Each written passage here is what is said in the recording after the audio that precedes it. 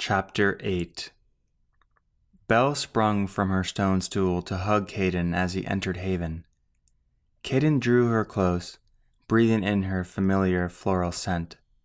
She brushed the dark hair from his eyes, traced his scar with a gentle fingertip. "I'm glad you're home." "Me too," he said, taking in her delicately curved eyes, her heart-shaped face. He put a hand on her stomach and she smiled.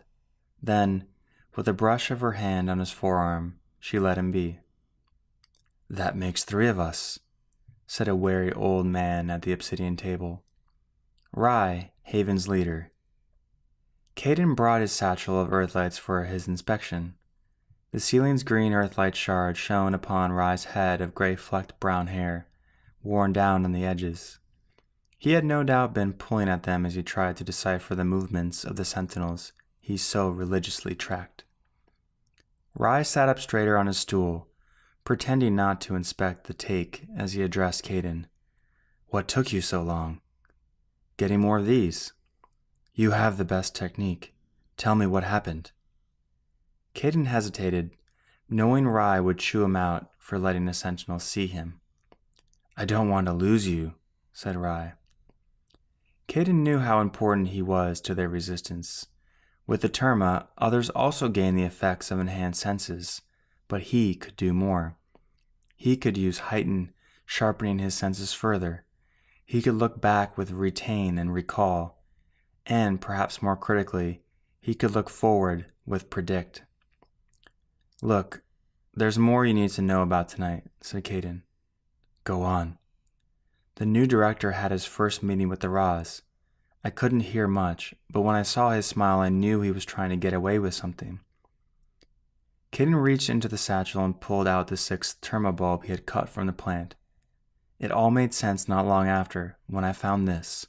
"You took one." Caden sighed. "You sound like the worker who suggested it was against the rules." "A worker saw you?" said Rahz. "A worker talked to you?" Caden enjoyed this, having power over Rahz. Too often it was the other way around. Holding up the terma bulb, Caden explained that this bulb was the 6th on the terma plant, something neither of them had seen before. The worker he had encountered had discovered it and stayed late to investigate. Rahz adjusted the amulet on his cloak and sat up a bit straighter. "Let's have Mav examine the bulb tomorrow."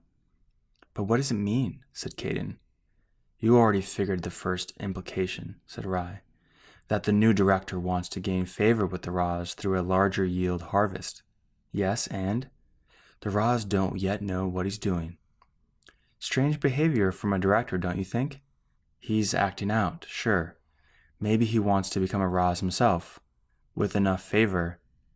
Rahz liked to discuss the Rahz's hierarchical methods as much as Caden liked using his abilities.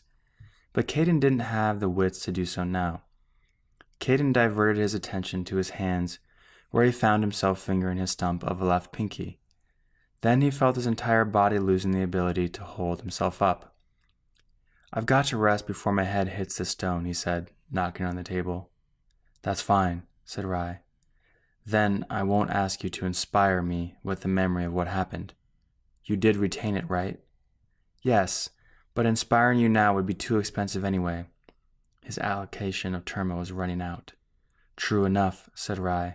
"But if this worker has curiosity like Gara, Mav, or Belle, then—" Caden nodded, understanding the implication, while also noting how Rahz left out Marin, as he always did when discussing curiosity.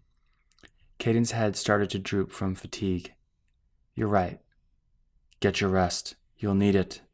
Tomorrow night, you will watch that worker."